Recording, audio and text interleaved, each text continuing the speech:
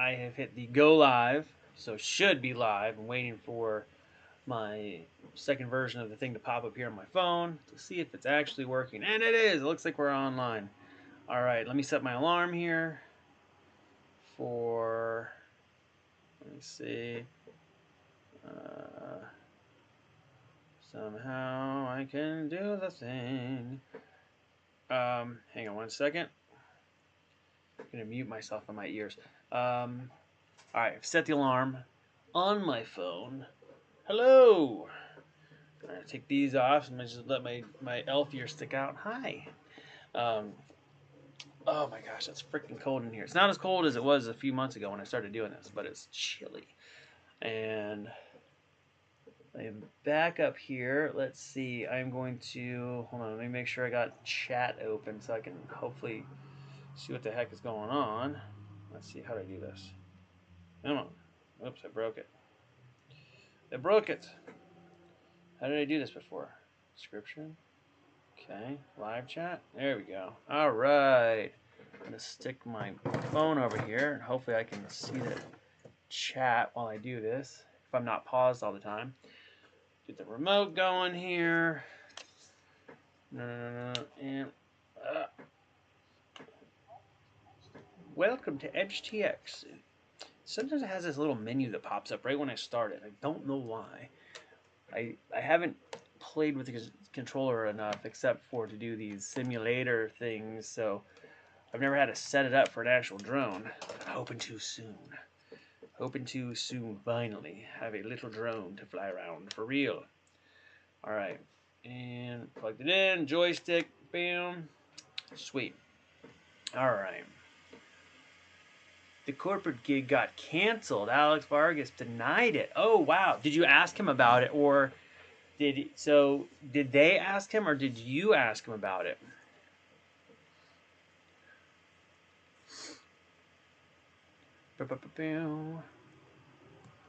Yeah, I know corporate gigs, a lot of times when they want like 3PO, they're like, come do this goofy thing. And then a lot of times Lucasfilm does not like that.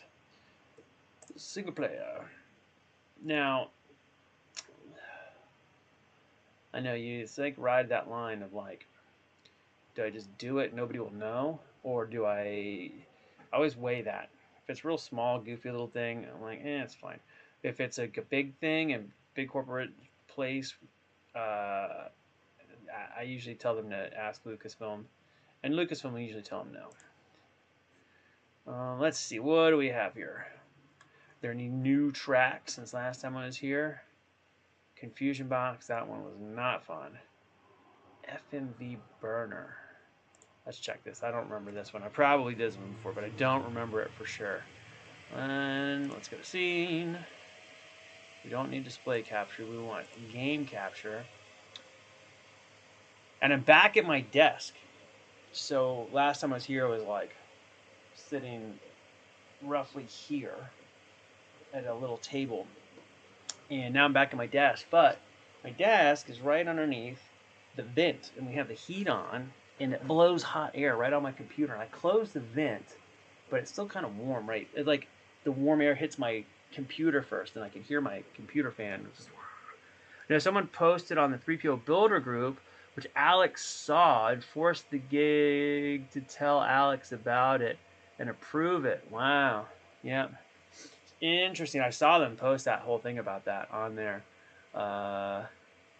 Hey, it's almost like they were still like looking around. I hate when they do that. It's like, hey, I'll do it. I'll do a thing, and then you find out that they're like still shopping around. You're like, I know sometimes they gotta like, keep a door open for a backup just in case something falls through. But it doesn't feel the best. You know what I mean? All right, let me see. I'm gonna get to flying around, and let's see this level. Oh, it's a little bit below the ground. Oh yeah, I think I did see this one. This one's okay. Zoom. And we'll head to this box, alright, and we'll go through this one. Yeah, it's I feel like it's time for me to get a real drone now, because I'm doing better. I feel a little more confident when I fly. And yeah, so it's great. And I've been super busy. I'm trying to get back in and do some stuff on my computer today, hopefully, because I have those, you know, two or three, technically three more versions of 3PO shorts to put up on Patreon, and one of them is basically done. The other one's almost done, and then the foam patterns are like 65% separated. They're almost good, but I really need to build a set to make sure that when I, um, you know, whatever I make works well. And then I brought up a box of stuff in here to scan for other 3PO bits. So um, I'll do that. I'm gonna see for some of them. I'm gonna use my friend's scanner, I think, but my scanner is okay enough to get the job done, and the scale on mine is real accurate. And I'd end up doing so much cleanup anyway that really doesn't make a big difference if it's a, you know, if I get an extra, like, you know, tenth of a millimeter accuracy or something, isn't going to be noticeable by anybody. So anyway, plus I can just reference the parts I have.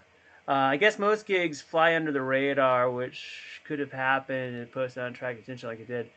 That's kind of the deal. It's just like, you know, I'm not like condoning doing under the radar gigs. That's what I'm going to say. But you know, sometimes stuff comes up and it's like, it's not a, I don't know. It's one of those, like, I weigh it. I won't let them do anything like weird, you know, like 3PO can't do this, that, and the other, and that is that.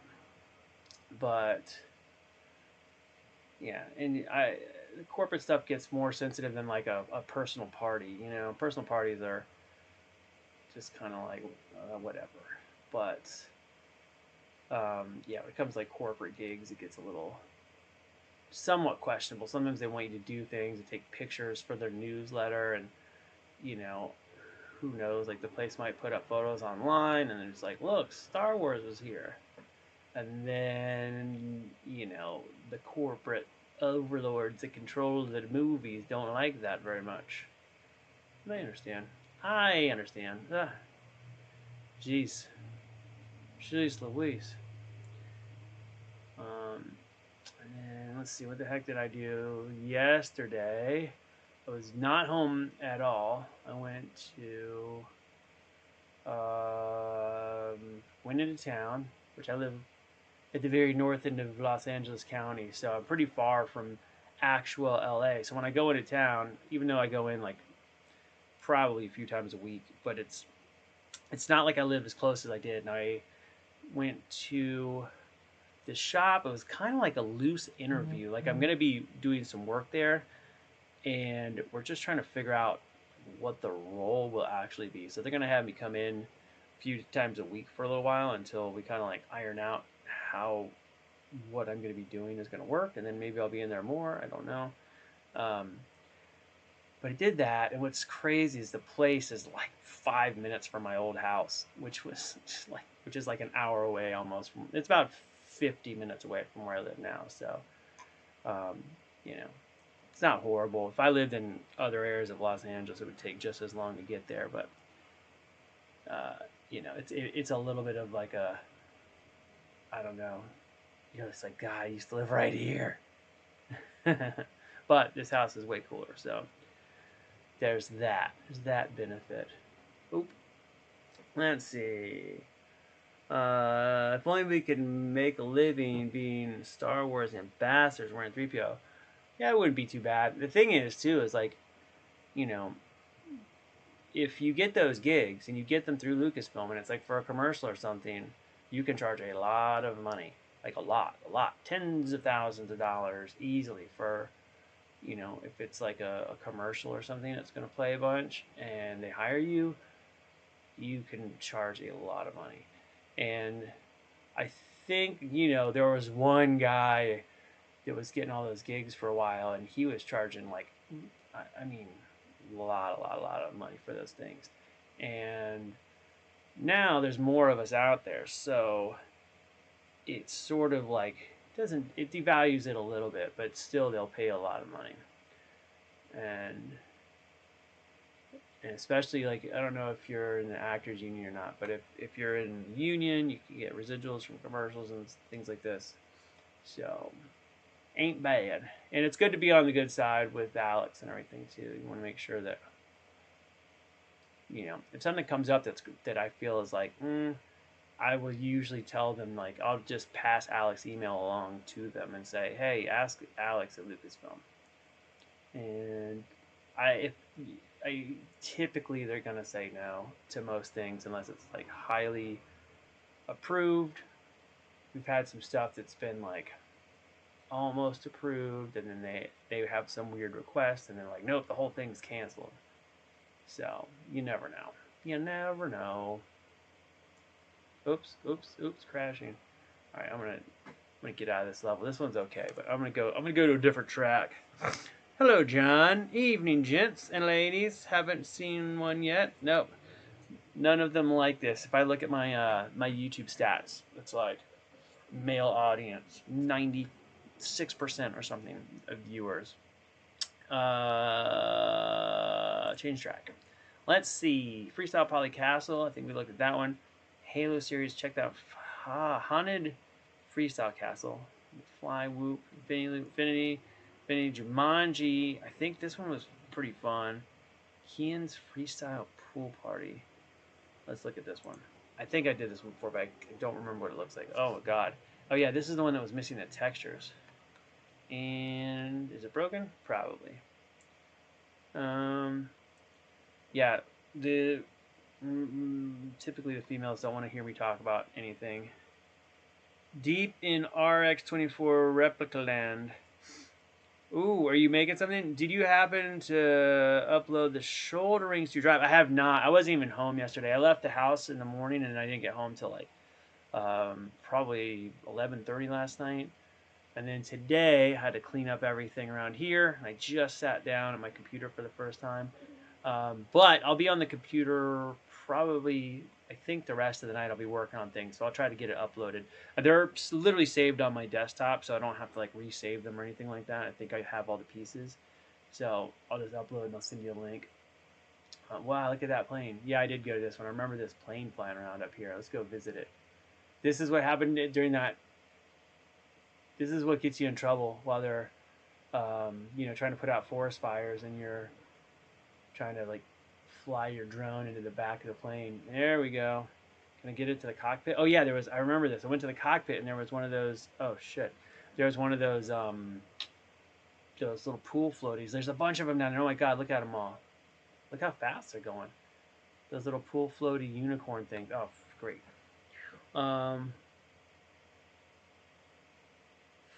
Really struggling with scale. So is that for RX-24? Are you doing the one like the Skeleton Crew one, or the or like the one that's actually in Star Tours, or the DJ Rex? Because they're all technically like a little different. There's an RX Builder group on Facebook, and they have files up for a lot of them. Now, I don't know if we can see my Rex is back there. He's almost done printing, but then I got distracted with those 8D8 files because I just want to get that droid printed up, and then I'll finish printing on my RX-24. So I think I'm going to build them, and I told my wife, I'm like, I'm building them for me, but if anybody wants to buy them, I'll sell them. So I'm kind of like just keeping that in mind, that they're sort of for sale. I might end up being, you know, making a second set. You're doing the DJ version. I'm trying to think what's good reference. I think on the RX Builder group there might be a couple people have put together a pretty good one that's like the scale is pretty accurate. Like Dave Ferreira that helped do the animatronics on ours. He built one that like you can drive around and stuff, and I think his files are up online. Pretty sure through the Builder group. And it's very cool. The one that he built is very, very, very cool. It moves great. It's just such a neat build. And I kind of want to do a version like this one that drives around like the one that he built. because it's cool. It's very, very entertaining to have in a crowd. And he's got it hooked up with a little microphone, so he talks, and the sound comes out of the robot with like a little voice modulator. It sounds really good. And it's amazing how people will be standing right next to you, and they don't realize that you're the one talking, that he's talking. You know, like they'll talk to it, and he'll just respond. But I guess it's like the spectacle of the thing plus the speaker volume and so forth just kind of distracts the people. Well, look at this plane crashed over here. What's it doing? So it is real neat. Real neat. I'll be going off the screws on the upper arm, which I think might be quarter 20s. Yeah, I don't know for sure. On the DJ one at the park. I am not sure. Have you seen it in person? The DJ droid at the park? I'm always thinking like if you took an iPhone up there with its little has that lidar scanner, there's some like basic scanning software um, that it's been out on a couple of the versions of iPhone for a little while, um, and you could probably do a really quick dirty scan of the one in Oga's Cantina. Just walk up and just go, just get the thing. Even if you don't get it right, if you get one of the main cylinders kind of scanned a little bit, like half of it, then you've got a scale reference that's real accurate. We used that thing in our kitchen, that scanner software, and it was like very within like an eighth of an inch or something over the course of like the distance of our whole room. It was very close for just like as quick and dirty as it was. It did a good job. I was able to take the measurements from that, and we went to IKEA when we got our kitchen stuff, and I was able to basically pull that scan up on the phone and measure stuff on the phone to figure out the distances, and it was very close. It was very close. Had the same thought, but he's always moving. He is moving, but again, I think if you could get like not worry about his head so much. If you just kind of got his torso, and then you could like throw it in your 3D software, and that torso size is whatever size it is, then you could probably model the rest pretty accurately based on like a thing. And I think the torso, I think the whole thing just moves up and down. So it does, even if it's rotating, you kind of get like a kind of crappy scan, but it's the right diameter. Be a very good starting point. And my friend John Farmer did a lot of the modeling on that. Another friend of mine did the initial designs for it, the ZBrush model for it, which I don't know. He didn't have anything to do with the scale really, but he did the original art model for it that was then taken in and remodeled to be buildable.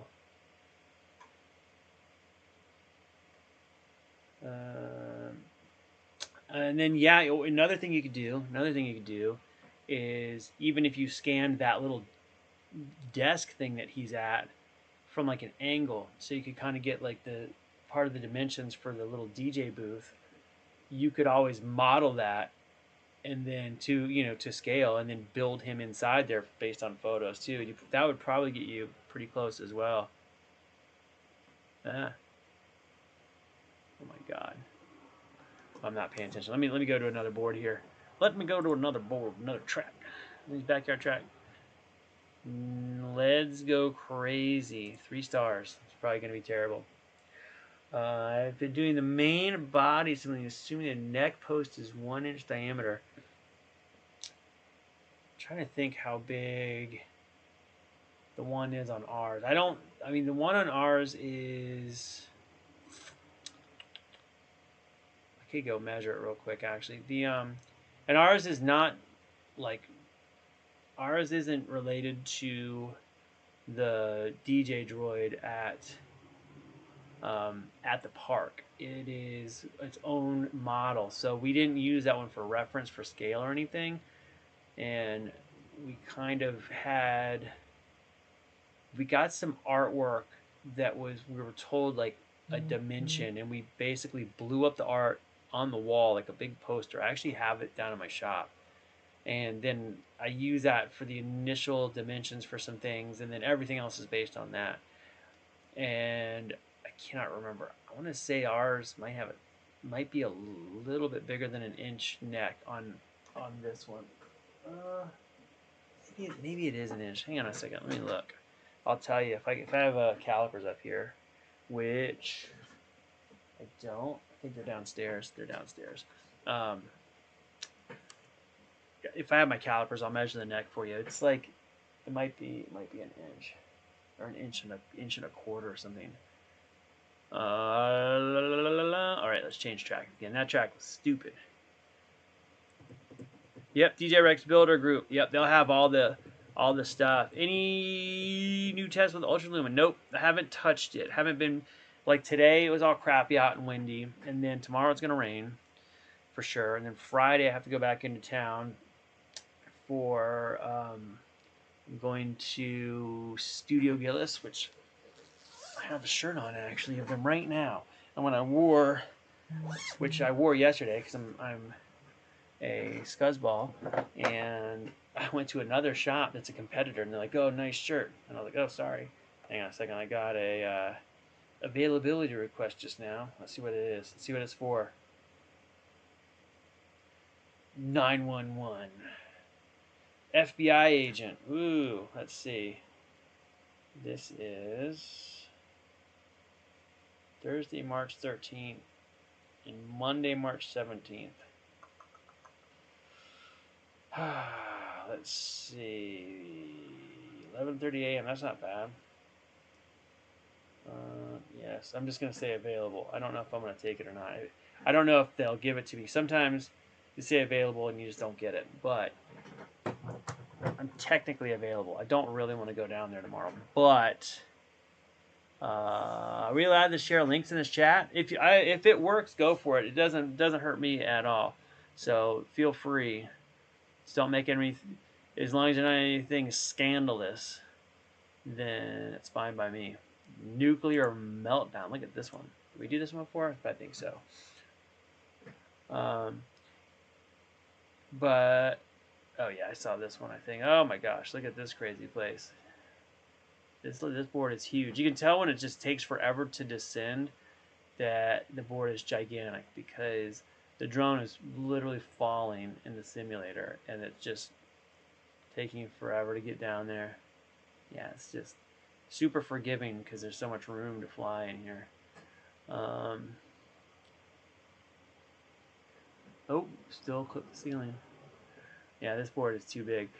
It's kind of hard to find the ones that are like this one's got interesting stuff everywhere, but it's so big that it feels like it takes forever to get around the board. All right, let's go to a different one. This one's okay. Same person. Hello, Gordon Treverly. Only wrenches can add links. Yeah, I don't know how to add link, but you could tell where it is if it's on like the Facebook, the RX builders, the DJ Rex builder group. Like I said, there's files on there that are good. I think that David Ferreira and who else is doing some? A couple people have been working on them. David Ferreira is really nice. He's good at building stuff. I always complain on the one that we have here because he overcomplicated stuff. But again, we did that one in a hurry, and I think he'd probably streamline all his stuff into new versions. I would imagine. But he's a super smart dude. So what he builds, very very smart. Change track. Tornado Farm. We saw that one. Polycastle Track 1.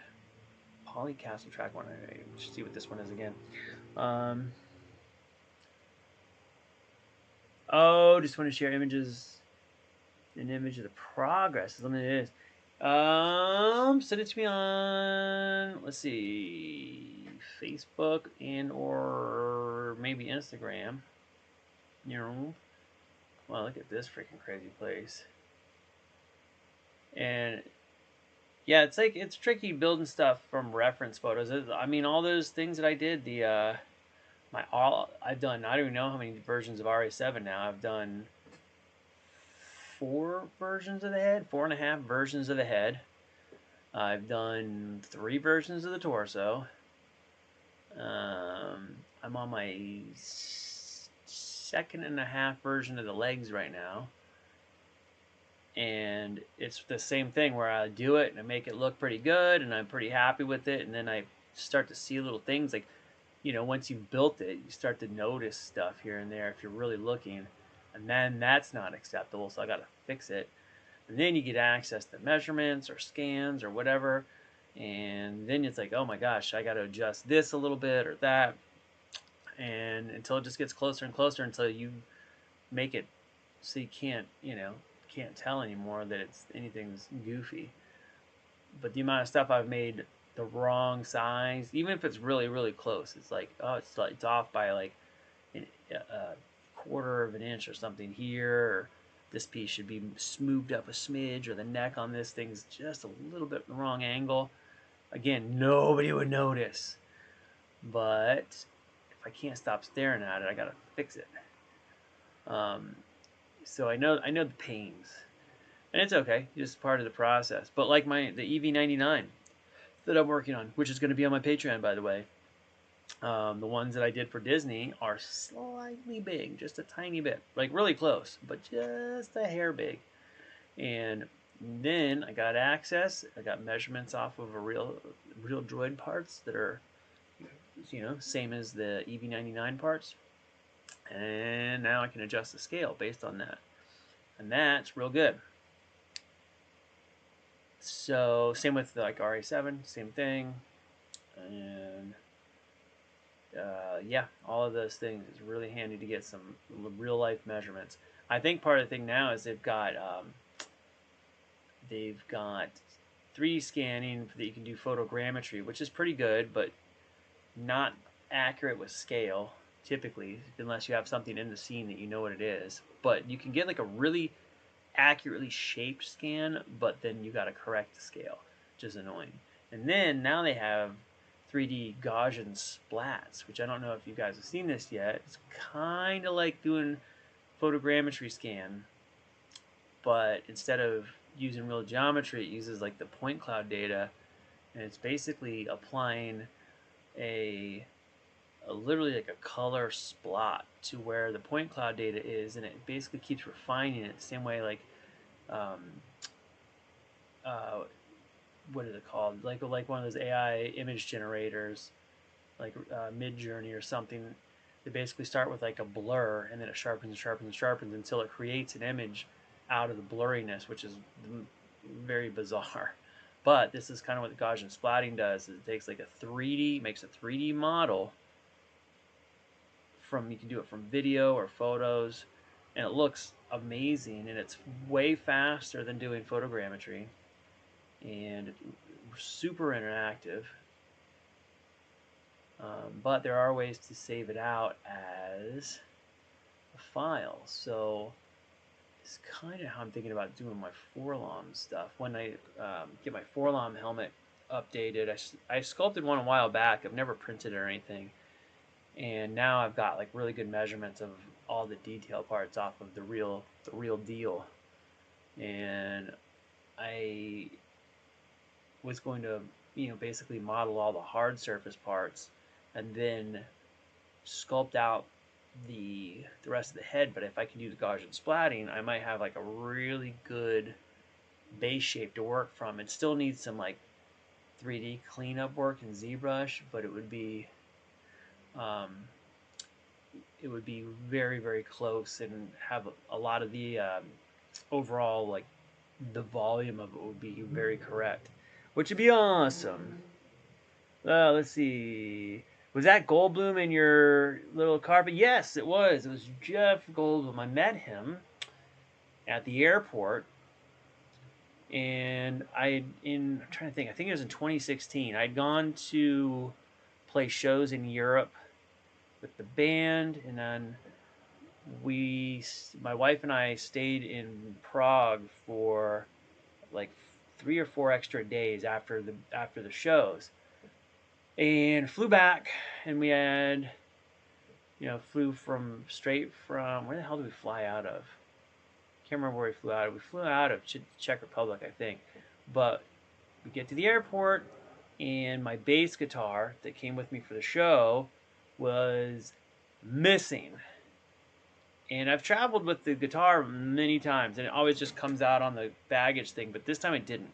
And I wasn't thinking about oversized luggage at the time. I was just waiting for it to come out because it's always come out in the luggage, and it just didn't. And so I was like, okay, I was hanging out there, and on our flight was Jeff Goldblum. He was on the flight, and I didn't realize it until we went to the baggage, and he was waiting for a bag too. And so I saw him there when everybody's waiting. He's just kind of hanging out with everybody like normal. And um, and I saw him, and I was like, I tried to sneak a picture of him while he's sitting there and stuff. And he was nice. A couple people noticed him, took photos and stuff. But we're waiting and waiting, waiting, and then everybody got their bags. There's no more bags left on the little carousel. And it was just literally me and Jeff Goldblum just standing there. So we started talking, and he was super nice. And he's like, what are you waiting for? And I said, my guitar is, and he's like, oh, you play music? And he started talking to me. He's like, I played music for years. I'm like, and he's like, I play piano. And I was like, really? He's like, yeah. Did you ever perform? He goes, yeah, I played at this place called the Dresden. You should come see us. And he was super friendly.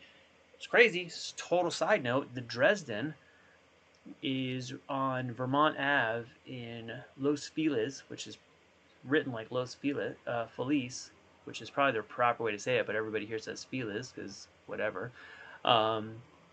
And last night I went to an improv theater class, and improv theater is right across the street from the Dresden where Jeff Goldblum performed. But the Dresden was completely gutted, like it's gone. And it's, like a staple. They film movies there and stuff. It's a cool, really, really cool little bar. Been there for ages, and it's gone. It's gone. Like the building is just, you can see all the way through the whole building. It's just completely gutted inside. It's crazy. But Jeff Goldblum was very, very nice. Super, super friendly. And then he got his thing. He was waiting for like a car seat or something for his kid. And then he left, and I was like still waiting for my bass for a few minutes, and then it came out over like way down the end, and I got it. And when I was leaving, it'd probably been 10 minutes since I'd seen him, and I come out, and he's just getting into like a like a little SUV limo thing, was picking his family up, and he goes, "Did you get your guitar?" And I was like, he like, so friendly. I was like, this guy is real, real, real nice. So anyway, that was really cool. And he played piano, and then my grandfather played piano, and my grandfather was the dean of music at University of Miami for a little bit, and really, really good pianist. So it was kind of fun talking to him about that. Let's see, catch up on the comments here because I was just talking away. I didn't really share anything, but I'm very open to criticism, like you say. Sometimes you don't see what's wrong until you step away from it. Yeah, that's the thing too. It's like the best person, like when you have a bunch of people looking at your stuff and they can pick it apart.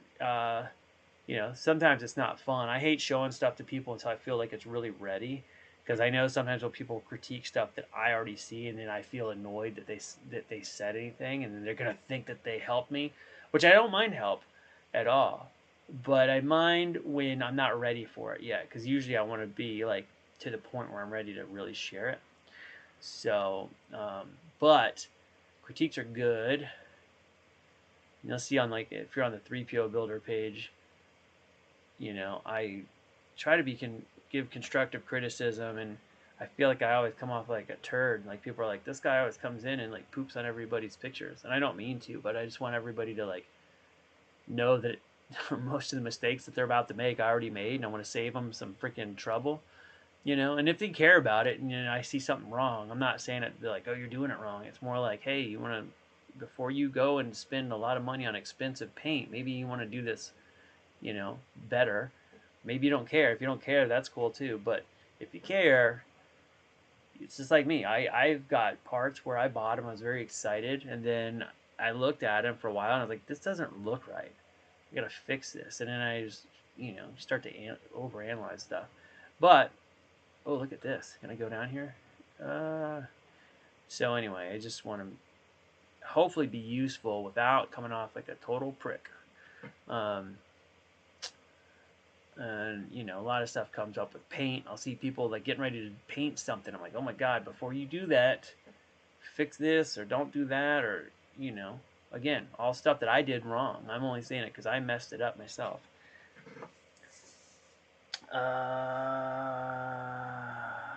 Which there's another good option for build groups outside of Facebook.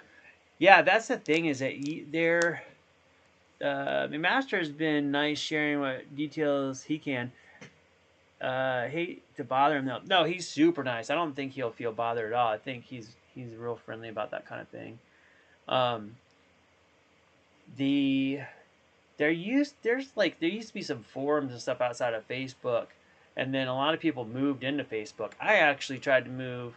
There was a 3PO builder forum that I didn't make, and then I tried to make I did make the C3PO builder forum for Facebook, the builder group. There's two of them, and the first one that was on there was mine.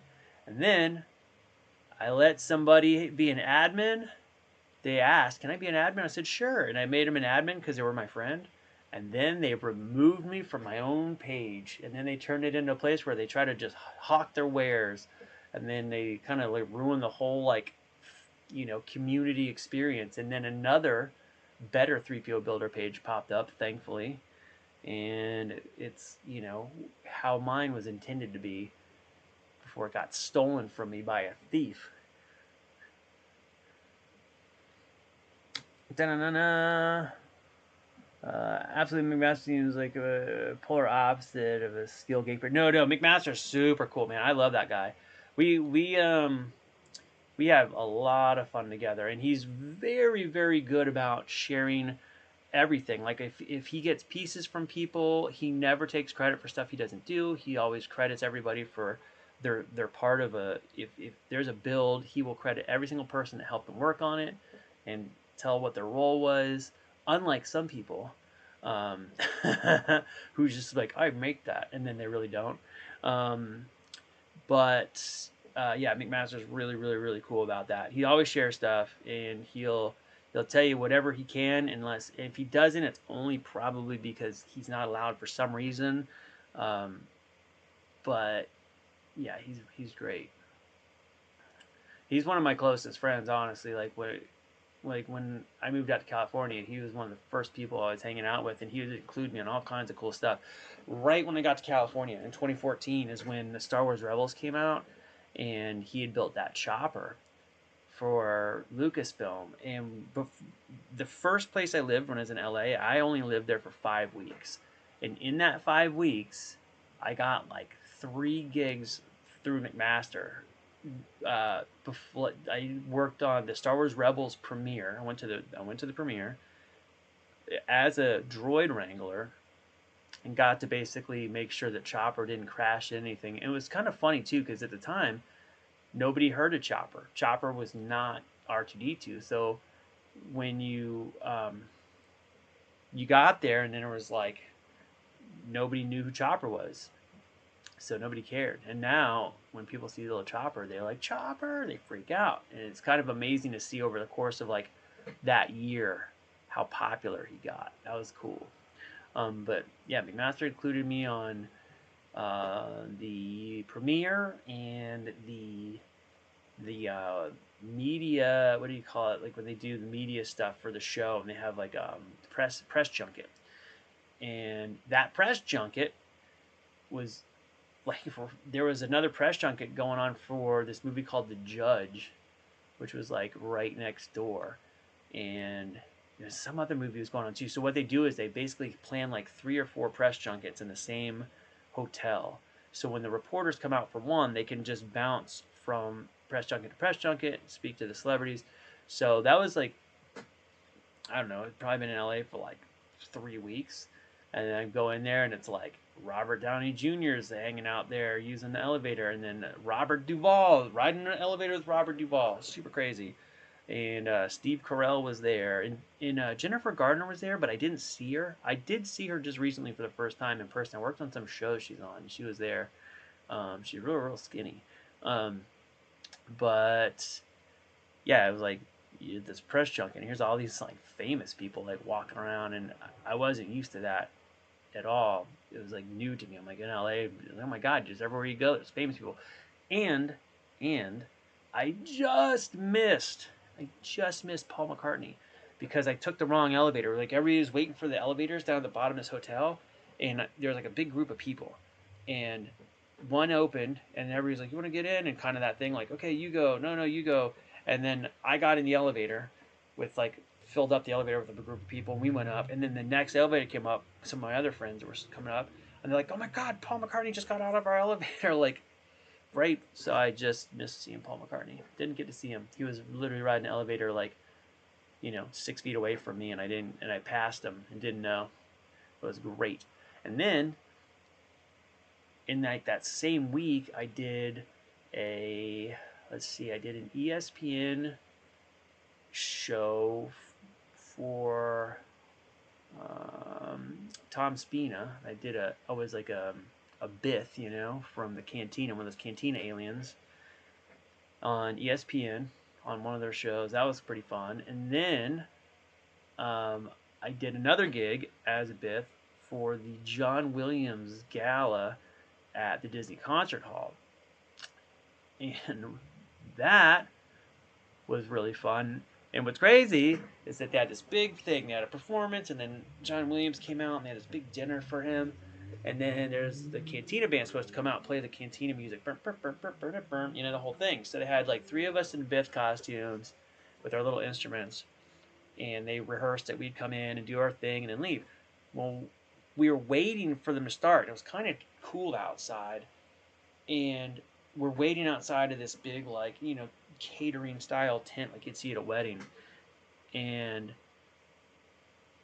was just getting ready to walk in, and my eyes on my stupid mask started to fog up really, really, really bad. Like I couldn't see anything.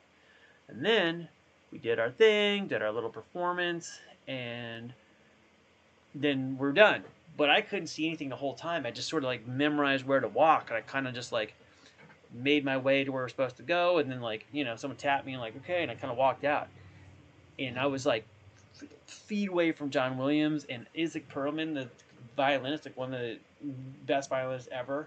They're both sitting at a table together, and I couldn't see them because my eyes were fogged up, and they were like right there, and I was doing some stupid stuff in front of them, and then they basically I didn't get to see him at all, and that was funny and disappointing at the same time.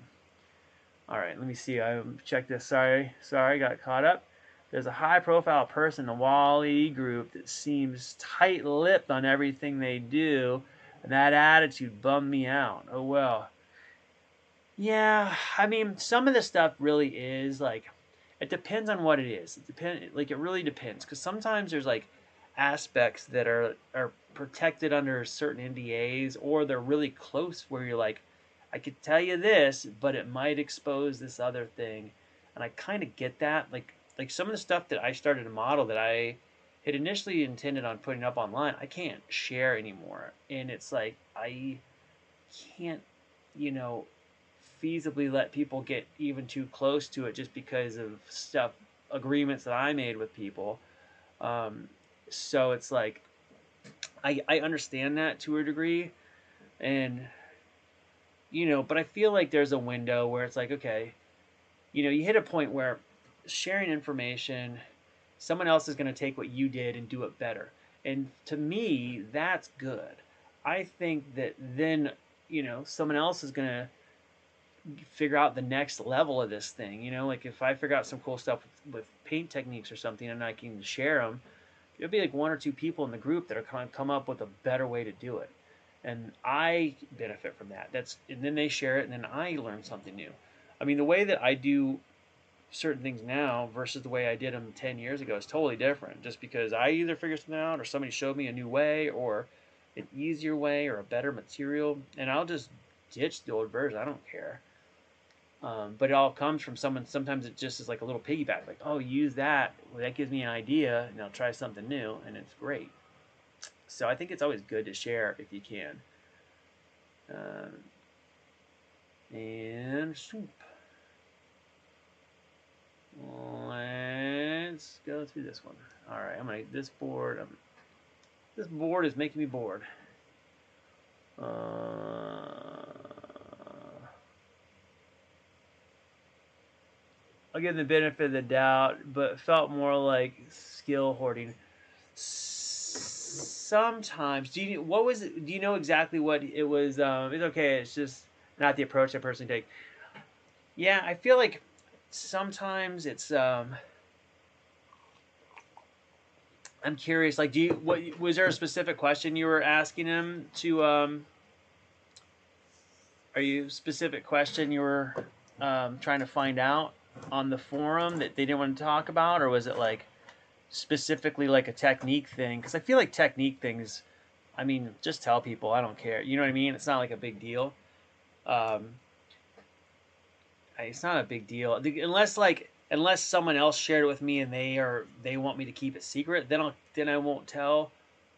You know, like there's some things that are kind of I don't know, just something I'm trying. It's almost like I didn't want to get into it, but like stuff I've shared with places I've worked where they've got like a really specific technique on how they do stuff that they're please don't share this with anybody, and I understand. Like I won't go share their stuff if they don't want me to. Like especially if I'm working for them and they're like, don't share this. If they didn't say don't share this, I probably wouldn't think twice about it, you know. But sometimes they're specifically, please don't share this. I'm like, okay. W's got pissed off at me for sharing a weathering demo on the RPF. Never knew he didn't want it shared as it was done in front of the R2 builder group. Ended up pulling it as he requested. Wow. Was it, I mean, what the heck was it that was so specific that he didn't want it shared? That seems kind of, that seems like an interesting one. I think weathering's fun. It's crazy. I'll tell you a story. When I first met David Ferreira, the first time I met him was at Star Wars Celebration in Chicago, and I had put up a video weathering BB-8, and I don't know, I just had the parts around, and I think I was making my lamp. I have a BB-8 like a red arm 3PO arm with a BB-8 head lamp, kind of like my leg lamp, and when I did the weathering on it, I was just like, I'll just make a video and I'll share it. And to me, weathering is kind of like, I don't know, I think more is good, and there's like, different different approaches, and I think like a mix of the approaches is the best. But like there's some that just work pretty well right out of the bat, and if you're doing something quick on like an acrylic wash with just wash it down and wipe it off kind of thing, seems to work pretty well. If you could add in a little bit of airbrush, a little bit of spatter, that's great. But Dave Ferrer was just making fun of me to my face. He was like a little bit drunk, and he was just calling me oh my god, what's his name? Happy Little Trees. He's oh jeez, dude, why am I blanking? Oh dude, how did he say it? He turned his name into a verb. Oh my god, why am I blanking on it?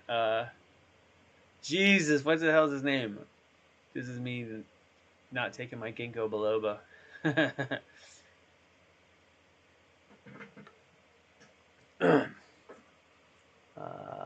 It was a technique thing, but not a personal interaction. Can't say more without making obvious who it was. Gotcha. That's a bummer. I think because he was telling stories and didn't want that to be part shared. I learned a lot from Adam Savage's YouTube. Yeah, Adam's great. Adam Savage talk about yeah, Adam's super sharing with stuff. Like he'll tell you whatever, and again, unless for some reason he can't, he'll just tell you whatever. Dave Fogel's videos.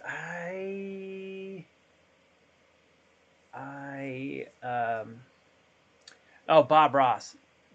Bob Ross. That's Bob Ross in it. That's what he would say. Yeah, Bob Ross in it. That's right. I've been Dave Fogel. I don't know if I've seen Dave Fogel's videos. I have to watch.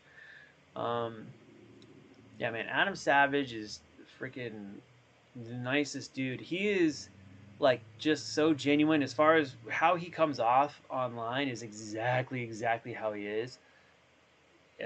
He's just so nice, and he's just really enthusiastic, and he's worked on a lot of cool stuff, and he's very talented. And I think the thing too, one of the things about him that I think is like him and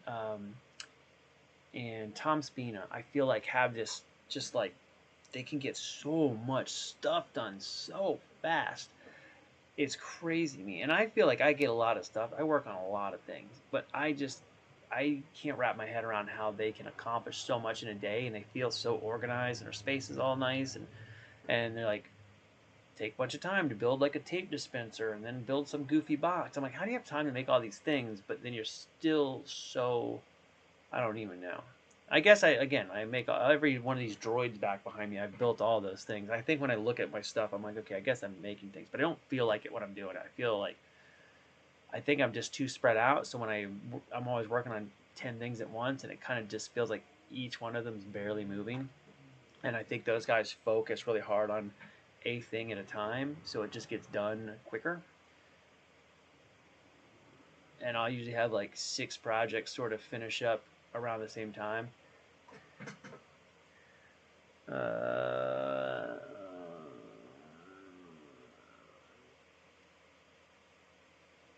Cinedome, ILM alumni worked with Savage in the model shop.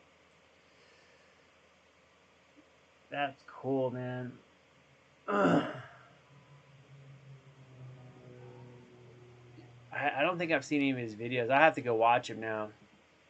I think, speaking of like internet stuff, I did a. You guys would probably heard me talk about this last week, but I worked on a video with Corridor Digital like a week and a half ago, maybe, and it was really fun. And I'm hoping that it comes out in like the next 2 weeks or so.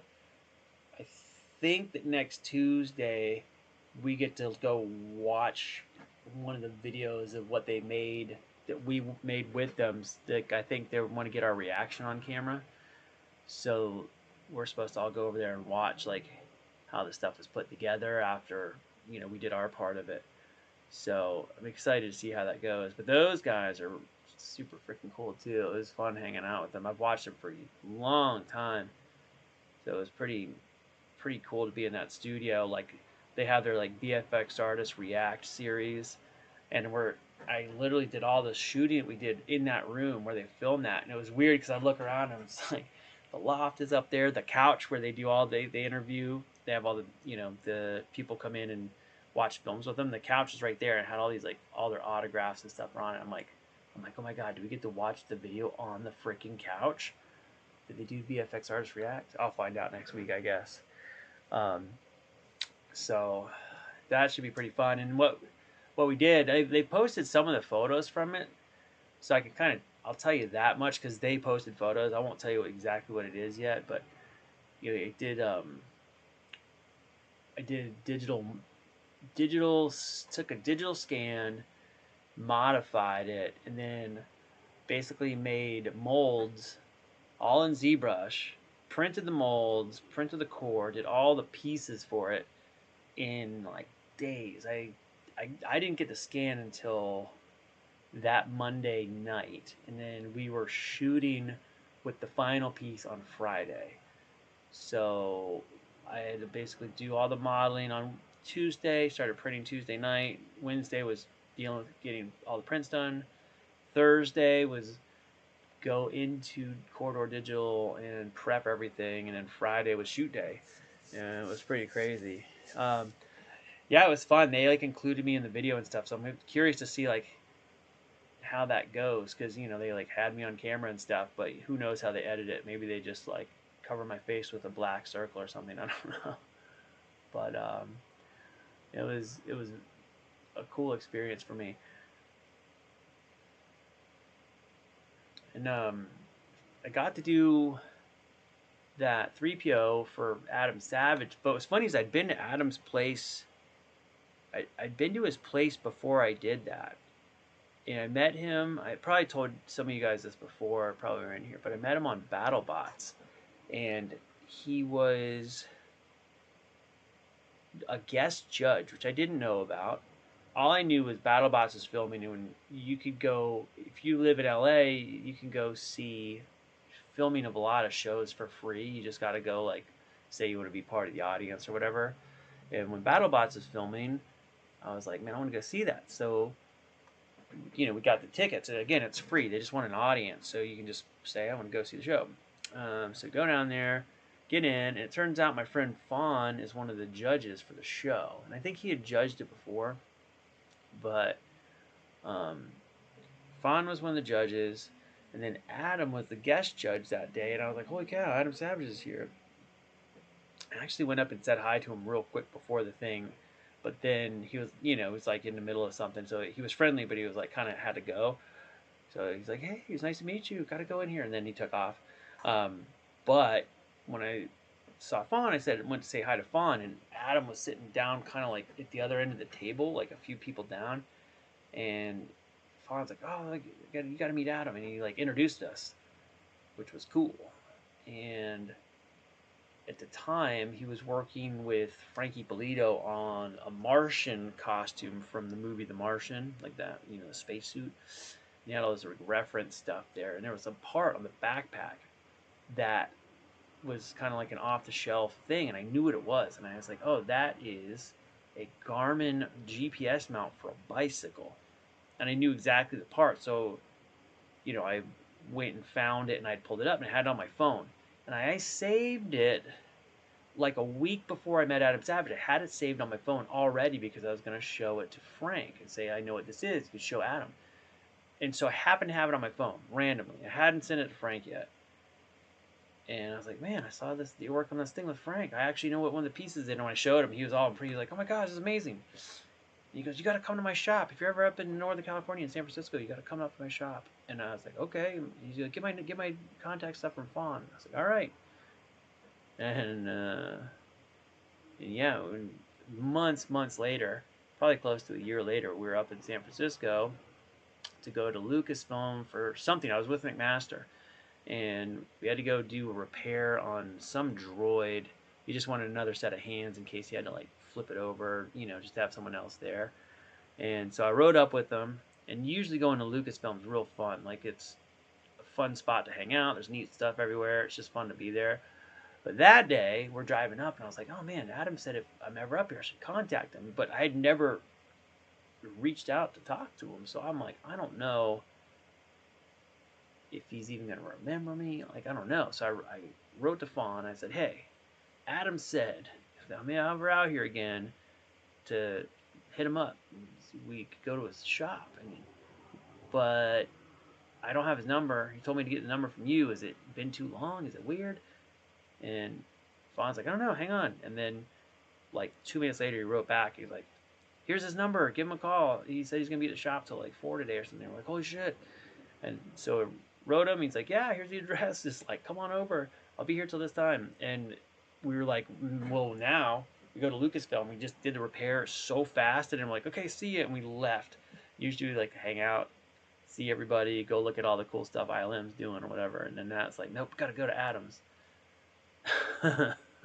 So we like rush out of there and go to a shop, and it was a freaking blast. But now he like changed it all around. He got all those the model shelves from the ILM model shop, and he put them up. And I haven't seen that set up yet. I think McMaster's been to his shop again since he updated everything and moved the man cave stuff. Most of it's moved out now. He still has some in there, but it's not like it was. Now it's like legitimately like the whole space is kind of turned into shop space. How is wearing Max Cervantes suit? Which one was that? I don't think I've ever worn Max Cervantes suit. Is that you talking about that blue one? Verified Air, super cool. Fawn's Sam Winston video was what I followed on my vac former. Oh, yeah, dude. Fawn's awesome. What's funny is that vac former that he builds in that video is at his shop. And I remember I saw that video like when they first were doing the showing how to build that whole thing, and I went over to the shop one time and he's got that back former still there, like set up. They use it for stuff, which is pretty cool. I need to build another back former. I used to have one a long time ago that was like, it, it's so funny because it's such a piece of junk, but when the parts that I made, just they look fine, and I mean they look. Someone would have a hard time telling that they weren't done on a professional back former. They came out pretty good, but I was like cooking a plastic in my oven, like really not what you should do. And this was like years ago. I was at a rental place, and my roommate at the time, they nobody ever used the oven, so I was like, I'm gonna cook plastic in the oven.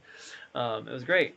Yeah, blue one. Yeah, I've never worn his suit. I helped him build some of the parts. I modeled the knees for that suit and printed them for him. But he built that whole thing. It's pretty cool because it's such like Max is like a thick guy, so to make a droid that looks cool on him is pretty neat. And it's based off of that. It's from some comic books. Like I don't know about the character in the comics, but I've seen the photos of it. Mastercom, I think is what his name is. Is that right? Um, and it's a neat suit. He did a good. He's like a very talented. Max is a super talented guy. So, um, he put that together. He did one of the cool things Max did is he did like the armor, like the torso armor for Starship Troopers, and he had a really creative way to do it. And he told me about building it out, and basically he had carved the pieces out of foam and vacuformed over the foam buck, and then used that vacuform plastic to run flexible urethane foam armor parts out of the vacuform mold. So that's how they made it. They didn't use silicone and do stuff, and it basically saved the studio like days and days of molding and casting and all this, and tons of money and materials, because it just was like a big sheet of plastic, and vacuformed it. You run your flexible urethane right in there and just bang it out. So the mold is super cheap. It's pretty neat. I did vacuum forming courses from Stan Winston. Yeah, dude, Stan Winston School. I learned so much stuff from Stan Winston School.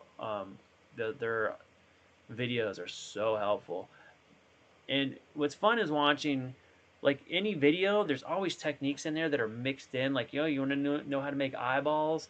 Well, you still got to learn how to make molds and all this stuff. So there's like, half the videos, there's some section on making a mold to do a thing. So there's a lot of mold making techniques embedded within their videos it's fun to see how everybody does them differently, like their own little tricks. I think that's really handy. It's in a way, it's like 3D printing has kind of taken away the need to do molds so much now. Like, I think if you're making, 10 of a part, or you got to make them out of some specific material or something, it makes sense to do a mold and cast them. But now it's so easy just to print the parts, and then they're usable right off the printer. So if you're making one or two of a thing, it's not worth the expense of making a mold, in my opinion. And like most of the 3PO parts that I had resin greeblies of, I just print them now. Like these guys here. Knock it down, the little arm, little guys. I have a mold that makes these really good, but this is a printed one. I just print them, just because I just hit go and it looks fine. What did I just do? I knocked something loose. I don't know what's up. Oh, I see. I see what I did. I had a little menu pop up. Oh, there we go. I'm flying away.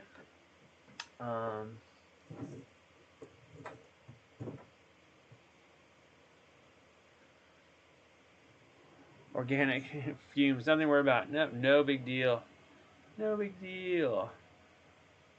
Yeah, it's like, I like having molds. It's fun to like just cast parts. I've got molds for just about every R2 greebly that you can imagine. Oh, there goes my alarm.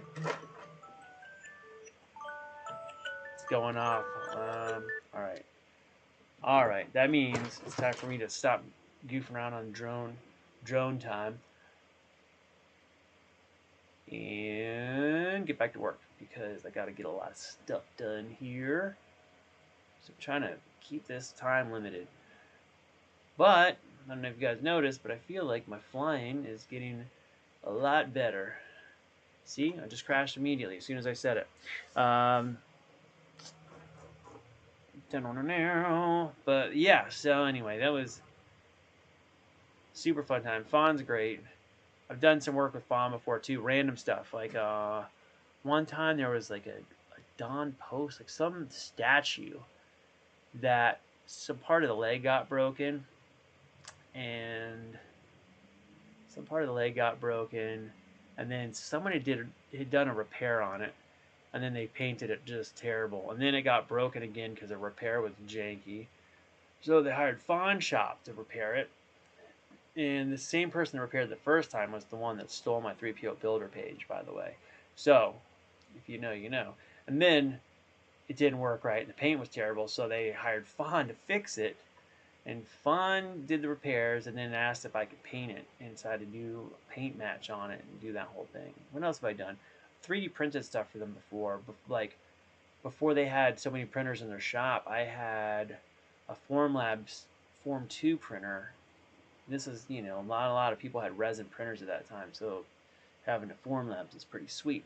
And I've done some random stuff for miniatures. Like I made a bunch of miniature like windows and windowsills and all this like these little greebly bits that you'd find on a building. I did I don't know, 7 or 8 prints for those kind of things, and then they molded them and made castings, and then they would make like, you know, facades for these miniature buildings and just mold and cast those pieces. Something else did I do? I've done some other random stuff for them before too, some 3D modeling or something. Back to Pit Droid printing. Have a great night. Thank you very much. Yeah, same thing. I've got my 88. The hips are running right now on my printer, and then tomorrow morning I'll start the torso, and then I just have torso and arms, and then I'll be able to put that sucker together, and do my my pain in the ass critique, and probably start my own version of it. But Dave Moog did a great job. I feel like the scale of his looks really good, but there's just some things I want to change, make it easier to print for sure. Because goddamn, it is not printer friendly in my opinion. His has this like so many things that are attached together that I would just print in 10 different parts and then print real good and put them together, versus having like everything assembled and just attached. So when you go to print it, it's just like you need supports everywhere. It's just waste so much time printing support material. It's crazy, and waste material. It's like use half a roll of filament just on supports. That's not fun. I don't like that. I like no supports at all if I can help it. All right, I gotta call it. I gotta get the hell out of here. Maybe a question for next time, but curious if you ever try and blind yourself to other people's work so you can complete your own take on a replica without influence. I almost always do that. I mean, as far as like if I'm making a replica of my things, like I'm trying to think of a good example. Usually, I'm gonna switch off the drone thing. I want to keep flying around here. Hold on one second. So, like usually, what'll happen is I'm trying to think if I've got. I'm trying to think. Usually, what happens is when I go to make a replica for myself, I'll start researching it, and it turns out, wow, somebody else already did one. So it's hard not to have an influence from, especially if it's a replica thing. If it's my own thing, then it's my own thing. I'll just do whatever I want. Like 83 back here, it's like pretty much my own design. I had like a little bit of art direction from the art director, but mostly it's my design. But if I'm doing replica, like 3PO, any of these guys, well, this one's scanned off the original suit, so it's just freaking awesome. I had to do scan cleanups and stuff like that, but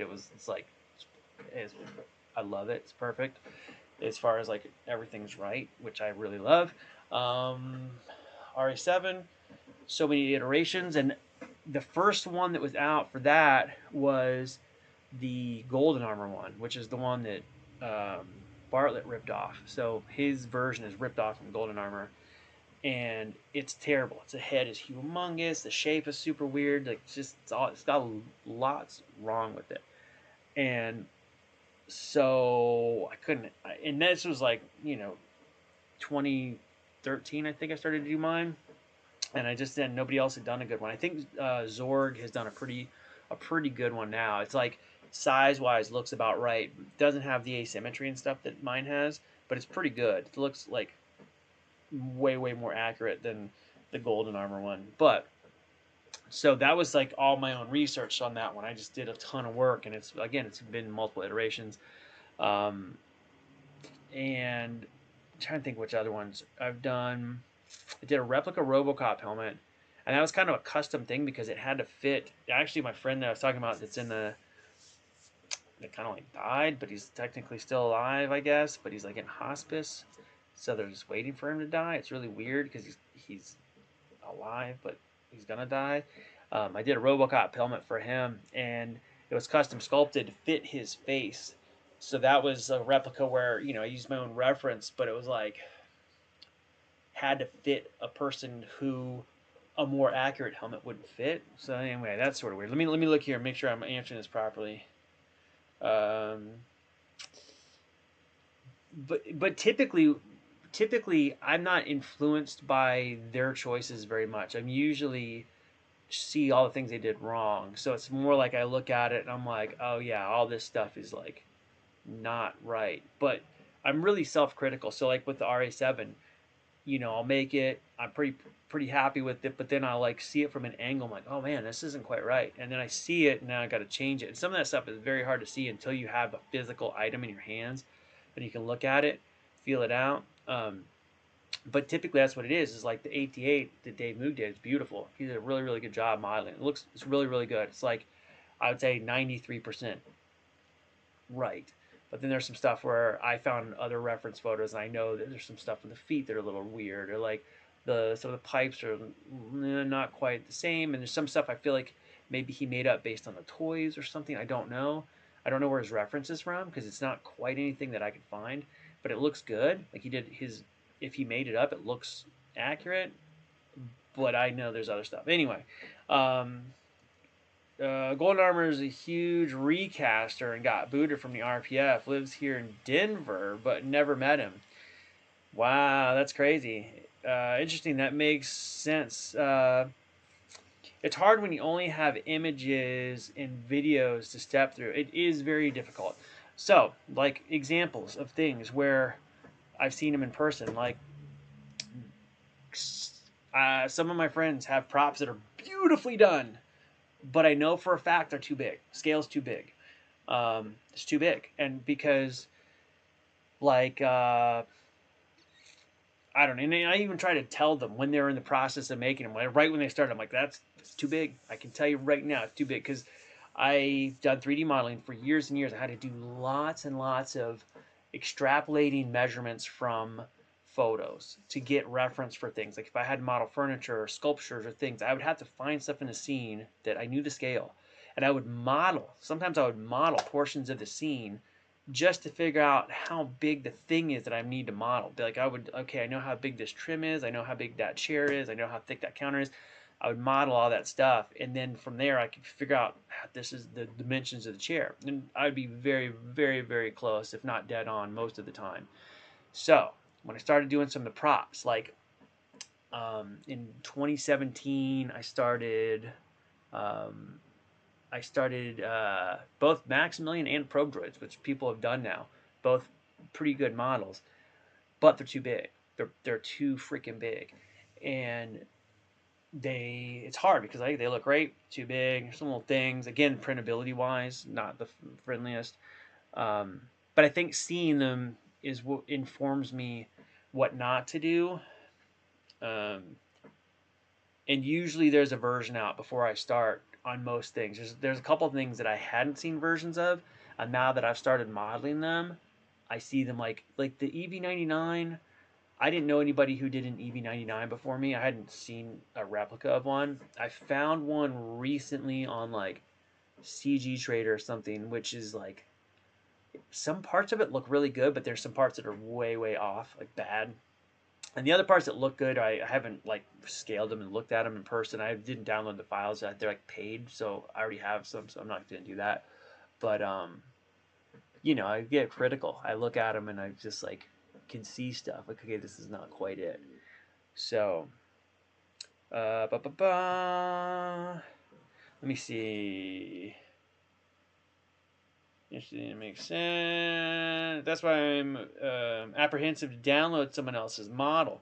That's kind of how I am too. Like, I I don't have tons of time to print other people's stuff. So like, if there's a thing out there, I might look at it. So for example, um, McMaster just printed the Bob from Black Hole, Disney's Black Hole, and he got the file and like at a glance, if you don't know the like, even if you know the character pretty well and you looked at it a lot of times, it looks okay, it looks pretty good.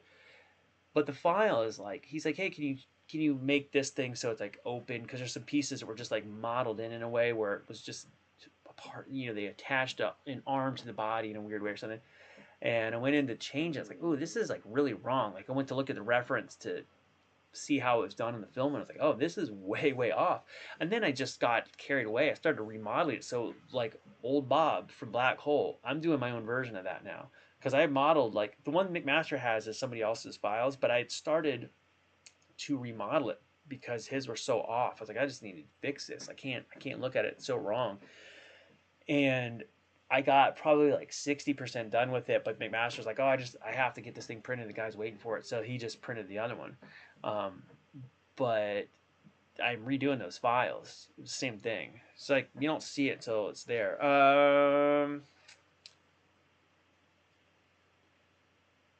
Let's see.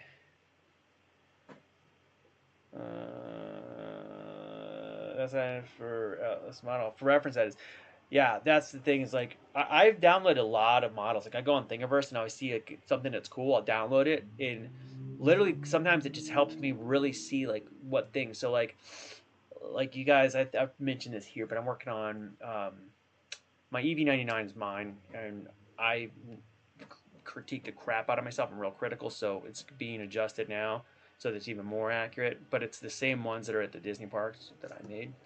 But I'm doing RoboCop. I'm doing Tweaky from Buck Rogers. I'm doing. I've got that Bob from Black Hole, which is like these are all like down the list. I'm not like digging into those yet. I'm gonna try to finish a bunch of 3PO parts first. But those are all gonna be my Patreon things. RoboCop's a big one. I love RoboCop. Always wanted a RoboCop suit, and my friend Sam, the one I did RoboCop helmet for, had a stunt version of like a copy of a stunt suit, which is very accurate. And I've worked on doing restoration on a couple of the real, well, like a one real suit and then parts of another real suit. So I've had the pieces in my hands and I've measured them and taken, you know, lots and lots of reference. And my friend Sam's suit was basically like a copy of one of the real suits. And he was supposed to let me mold it before, but something happened. He had to sell it real fast. So I never got to do that. But he was going to let me take molds of that thing. And this was pre, you know, this is like 2015 or something, like before I had printers.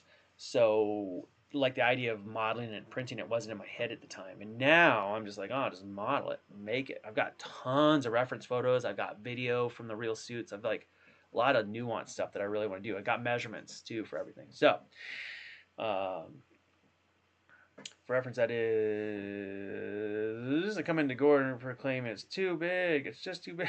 I love and relate to your passion for accuracy, man. Thank you very much. It's more just like OCD kind of thing where and I don't mind making something wrong at first. I'll get as close as I can and make it and look at it, and then I'm like, I can move this, or I could change this, or this is a little bit much. And I don't mind being wrong on something, or if someone corrects me, you know, I have to like, oh, what the heck did I just do? I did something weird. Oh, there we go. You know, if I have to correct it, I have to correct it, and you learn from that. I think I spent a lot of time doing artwork and modeling things for my job, and it kind of got me like if I didn't do it right, I wouldn't get yelled at, but you know, they would come back. I'd have to go fix it. Like a client would come back, oh, this is not quite right, or that's a little big, or this is like the seat on this couch is just too tall, or like this vase is like the handle is not quite right. In going through that so many times, you start to like kind of get pretty specific on how things are. Like figure out ways to measure something that you don't physically have there. Like what else in the scene do I know? And then if you have a 3D program and you can build out a portion of the scene real quick, like, hey, I know this table is, you know, probably 32 inches high, and this is probably this, and it's like, oh, the legs of this thing are made up out of 2x4s, you know, back here, or you know, that's, you know, some plywood sizes, and you're looking at a workbench, right? It's got a bunch of droid parts on it. Oh, I know what the dimensions are for most of the wood they use on that bench, so let me remodel that bench in 3D space and line it up. Okay, the bench lines up perfect. Now, if I just make some objects on the top, I can get a pretty good estimate of what the sizes are for those things. And that's been how I figured out a lot of scale. So like my RE7, the I did all that based on photos from like exhibits and stuff, and then we got access to the real suit and I got measurements. I was within like a millimeter on a lot of the pieces. Were like, I mean, like super close. So I mean, it's close enough that even if you saw them in person, you'd have a hard time seeing the scale difference. So it works. It's just a big pain in the ass, which is why I'm kind of slow sometimes. But anyway, I should go get back to work because I could just ramble forever.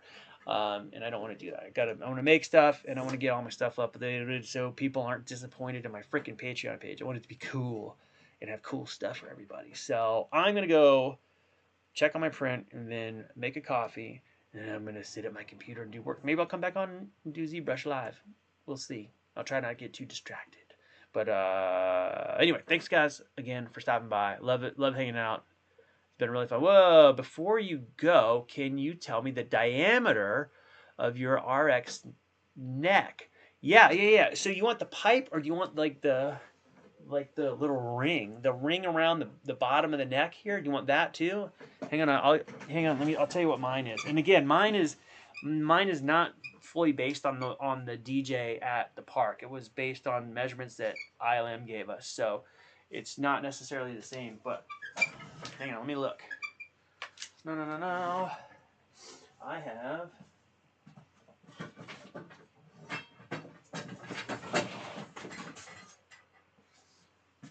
I've got a ruler. Hang on, let's see here. I think he's got a pipe in his neck right now. Hang on, let me look.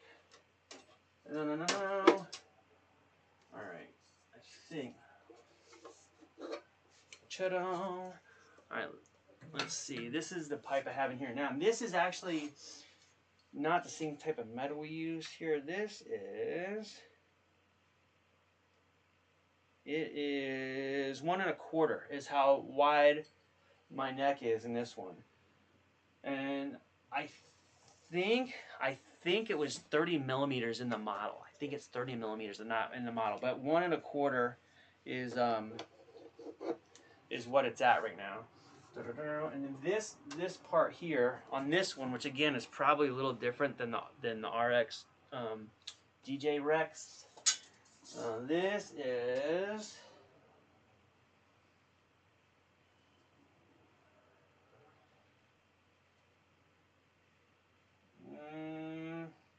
it's like a smidge under 8 1/4. I think everything in our program, like when we model these, everything is metric on my end. So it's whatever that's close to. It's like a smidge under 8 1/4 for this ring.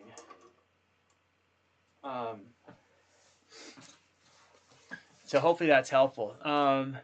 So yeah, what did they say? 1 1/4 for the neck, and then a little tiny, like a millimeter under 8 1/4 for the big ring that's up here. And then any other ones you want, let me know and I can get them. But hopefully that'll give you like a start. If you wanted to do this version, like I probably will find a way to do files for this version that are like different from the screen use. They'll look screen used, but the interior is going to be totally gutted and changed so that I'm not like giving away stuff that's could be mistaken for screen use, you know. but yeah, and then let's see what else I have. The he doesn't have his arms on yet, but I have the middle arm and the lower arm are printed and ready to go on, but I haven't printed his upper arm yet. And I'm trying to think what else. What else did I do? Like the interior to this one is just like this one is basically you could take the pieces off this one and they would be compatible with the screen use versions, but I simplified some of the designs in the head. But I'm gonna do a revamp and like really simplify them because there's just stuff in there that's just literally like 15 or 20 parts that could be like 2 parts and printed way easier. So I'm gonna redo all that stuff. And I've kind of been working it as I print these pieces. I'm doing updates. So eventually I'll get around to posting those. I had the neck ring at 12.7, so now I don't know what to do. 12.7 inch. Oh, lengthwise on height on mine. Ours are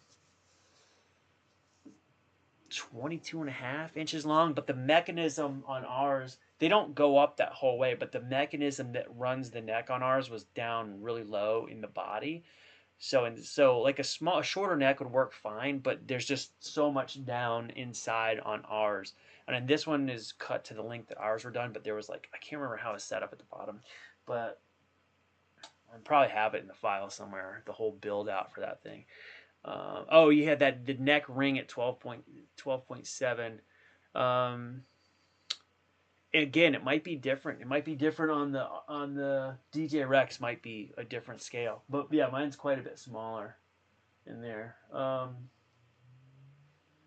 But it's pretty cool. I'm trying to look at him to see what else. I'm redesigning the head again because I did the head one way, and then I handed the files off to Ferreira so he could make the mechs for the visor. Like I was basically he's placing the servo and making the connector for the pan and tilt. But when he added the stuff, he like made it so hard to print. I'm like, oh my god, Dave, the fuck, dude. um, Yeah, 12.7. Yeah, I don't know how big it is. I have to look. I think I'm trying to think if I have any reference for the one at the parks. I might have someone I can ask, but I'll find out if I talk to him. I don't tell somebody I don't talk to all the time. Worked on that one, but I don't know if he would know the measurements off the top of his head. But anyway, yeah, and I'll be around tomorrow. It's gonna rain here, and I'm gonna be out of town, and there's gonna be someone here like watching my cats and stuff. So I'm trying to make sure the house isn't insane when they get here. So I'm trying to clean up my shop space. All my cats basically live in the garage and the shop. They come in and out, and I'm trying to make sure that it's clean out there too. I'll start taking the live stream into the shop once I get set up, and then like doing live like physical stuff. I've been saving all of this crap, this garbage. I'm gonna make some cool costumes out of junk that I've saved. It's one of the things I've got coming up. So I have a pile of random crap that I'm gonna build into a costume at some point. So maybe I'll do that on live and just share how it goes and then like make a like a turn it into a regular YouTube video. Thanks for measuring. Really appreciate it. Yeah, no problem, man. Anything else I can help with, I'll try to get you measurements on whatever. If you got questions, if I can give them out without like I said, the only ones I think I'm sensitive with are RA7, just because I've got stuff from someone else I can't share too much about. But yeah, and it should be good. All right, kids, I'm getting out of here for real this time. I gotta go before I just hang out for the rest of the night, because I will. Thanks for stopping by again. I'll be back in 2 days with drone practice on Friday. Wait, Friday? What is today? Wednesday?